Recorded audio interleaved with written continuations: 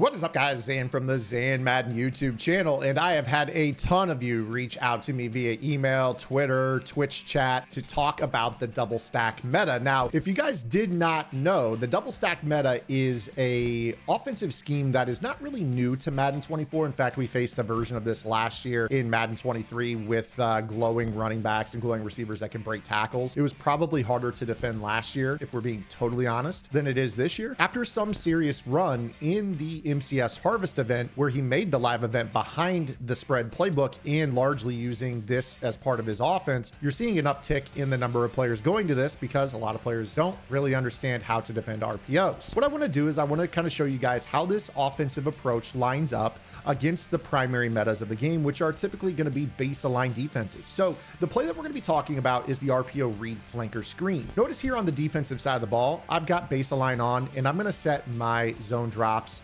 to 30 and 5 for the purpose of our Mabel coverage. A lot of players are probably going to come out, maybe run DB fire, maybe they run a double Mabel setup out of this, but in general, this is kind of how most players are going to start. Now, with this particular play, we're going to see press, and then we're going to see players back off on the outside. This is going to be kind of our first tell that more than likely we're facing a double Mabel with the 30s, the 5s, and this being, you know, kind of the blitz setup that most players like to run. Now, with this particular approach, the issue is that because we are base aligned, you're going to note that the R icon goes to the slot defender. From a coverage standpoint, we would really like that defender to play the 5-yard purple setting that we put on the field.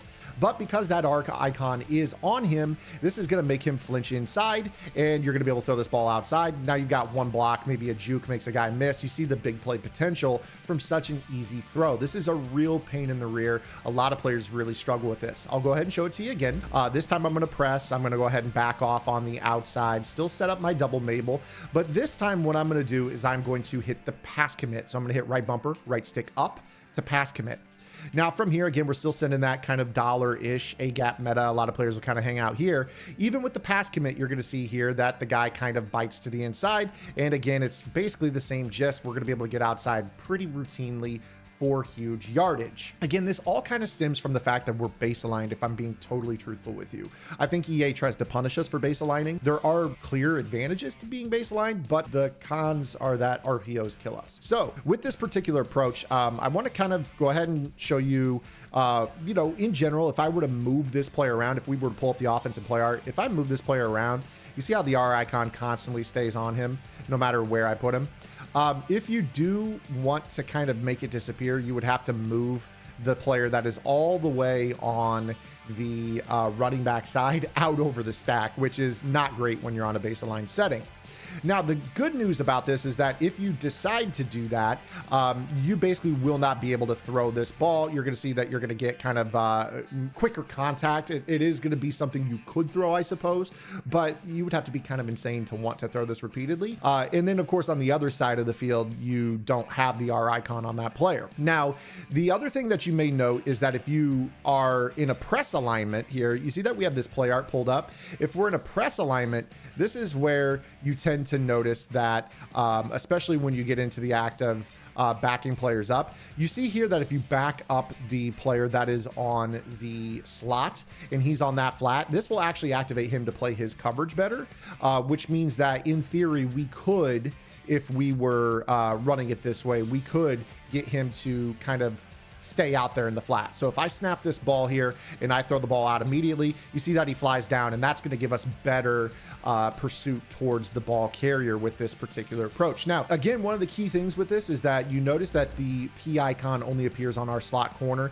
in the event that we don't pinch our defensive line in dollar. So if you guys want to stay base aligned in dollar against this meta, you want to make sure that you guys are not pinching your D line, because the act of pinching the D line moves the R icon to the slot. You want to have that R icon on the defensive end. That's going to make your job so much easier. Now, in this situation, again, if you really aren't pass committing, you still see that this is going to get you a guy that can play. So you want to make sure that if you're in a base aligned dollar defense, you do not have your defensive line pinched, which is really, really tough because a lot of players really like to run the pinch meta out of dollar. And I think that this is a great moment for me to let you guys know that over on gridirongameplans.gg, I have dropped a brand new A-gap blitz setup out of the nickel 3-3 and the dollar defensive metas. That is a much easier setup than the current structure that we have right now. As you guys know, the nickel 3-3 meta is basically adjusting heavily out of the nickel blitz 0. The dollar meta with the A-gap blitz is isolated to a few plays that have a specific blitz angle. In the November vault on Gridiron Game Plans, I have dropped a new blitz scheme that you guys can utilize if you like either of those defenses that don't require calling specific plays. It's universal setup, and I would argue it's even more consistent than the current blitz meta. You guys can unlock everything on the website. That's 9 offensive and defensive game plans and well over 120 vault tips so far in the year, plus Discord access where we have lab sessions. In fact, our next one is tonight. If you guys are watching this the day the video drops, you guys get that all for just $9.95. Go check it out.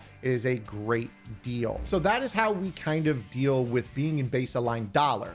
But I do want to show you guys that just the simple act of turning your base align off to default is going to make more formations viable against this particular offense. So what I want to do here is go into the big nickel over G, and I am going to call cover 4 quarters. Now with this, you can leave your zone drops on or off. That's totally up to you. You could turn match on. If you guys want to run match and zone drops at the same time, I have a video in the October vault on Gridiron. You guys can go check that out. It allows you to go back and forth as many times as you want between zone drops and match on the fly, which is a huge tip to help you guys on defense.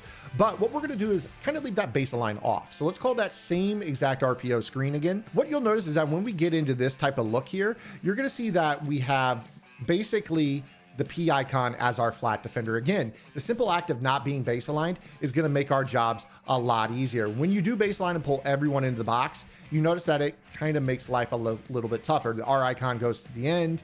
Now all of a sudden you don't have a flat zone out there on the perimeter. They're going to be able to still throw the ball out because that linebacker that's responsible for the flat is fooled by the play fake. Now all of a sudden we're getting the ball out with ease. So if you don't have 2 slot corners like we did in dollar, the nickel sets are going to be a lot tougher. So if you guys are running nickel, you need to make sure that you're running this with base align off, which basically turns this into, well, your extra linebacker is going to run out to the outside, kind of makes it look like a dime defense.